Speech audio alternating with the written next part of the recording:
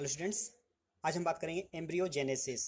देखिए, जेनेसिस में होता है उत्पन्न होना या डेवलप होना, विकसित होना। एम्ब्रियो भ्रूण को कहते हैं। तो भ्रूण के विकसित होने की प्रक्रिया एम्ब्रियोजेनेसिस होती है। देखिए, निषेचन के पश्चात क्या बनता है? जाइगोट बनता है। तो जो जाइगोट होता है फिर वो विकसित होकर एम्ब्रियो बनाता है। तो जाइगोट से एम्ब्रियो यानी कि भ्रूण के विकसित होने की प्रक्रिया एम्ब्रियोजेनेसिस कहलाती है। देखिए, इस दौरान जो जाइगोट होता है उसमें सूत्री विभाजन यानी कि माइटोसिस होता है और उसमें कोशिका विभेदीकरण होता है। मीन्स उसमें विभिन्न प्रकार की कोशिकाएं बनती हैं। इस दौरान भ्रूण में कोशिकाओं की संख्या बढ़ती है और विशिष्ट ऊतक एवं अंगों का निर्माण होने लगता है। देखिए, अब जो युग्मनज है, जो जाइगोट होता है, वो मादा शरीर के अंदर हो रहा है या बाहर, इसके आधार पर जंतु जो होते हैं दो प्रकार के हो सकते हैं।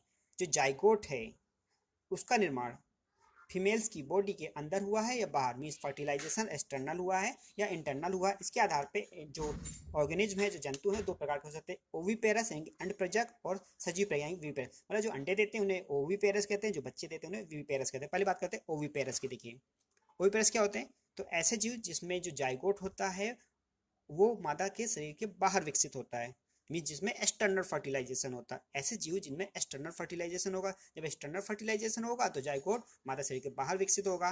ठीक है, जब बाहर विकसित होगा तो जाइगोट को बचाने के लिए, उसकी सुरक्षा के लिए उस जाइगोट के बाहर कैल्शियम युक्त एक कठोर कवच होता है। ठीक, तो ऐसे जीव को बोलते हैं अंड प्रजक।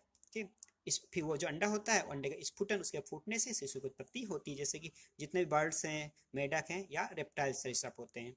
इसकी बात करते बाद विविपेरस, इस सजीव प्रजक। इसमें क्या होता है? इसमें जो फर्टिलाइजेशन होता है वो इंटरनल फर्टिलाइजेशन होता है। जब फर्टिलाइजेशन इंटरनल होगा तो युग्मनज जाइगोट का निर्माण भी अंदर होगा, मादा के अंदर, और ये एक निश्चित समय के बाद प्रसव क्रिया के द्वारा शिशु को जन्म देते हैं। इन्हें विविपेरस कहते हैं। जैसे जितने भी मनुष्य हैं, बंदर है, गाय आदि।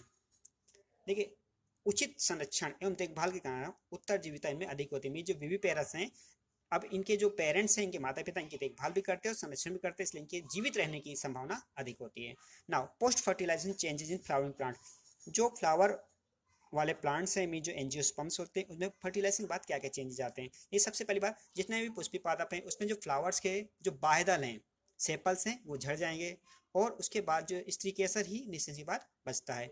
कुछ पौधों में बाह्यदल लगे रह सकते हैं। कुछ ऐसे भी पौधे होंगे जिसमें बाह्यदल नॉर्मली तो झड़ जाते हैं लेकिन कुछ में लगे रह सकते हैं। वो कौन से पौधे होते हैं? जैसे टमाटर, आपने देखा उसमें एक टमाटर होता है, मान लीजिए टमाटर, उसमें साइड में आपने ग्रीन ग्रीन देखा होगा, तो वो क्या है? बाह्यदल होते हैं। बैगन है, भिंडी वगैरह में। अब निश्चित सी बात देखिए, पुष्पी पौधों में क्या परिवर्तन होता है? जो ओवरी है अंडाशय किस में बदल जाएगा? फल में। अंडाशय भित्ति फल भित्ति में बना लेगी। और जो बीजांड ओव्यूल है वो बीज बना लेता है। ये इंपॉर्टेंट है, किसका किस में कन्वर्ट होता है। तो अंडाशय फल में, अंडाशय फल भित्ति, बीजांड बीज में। और जब बीज विकर्ण बीज के डिस्पर्सन के द्वारा अनुकूल परिस्थिति में अनुकूलित होकर एक नए जीव का जन्म देते हैं।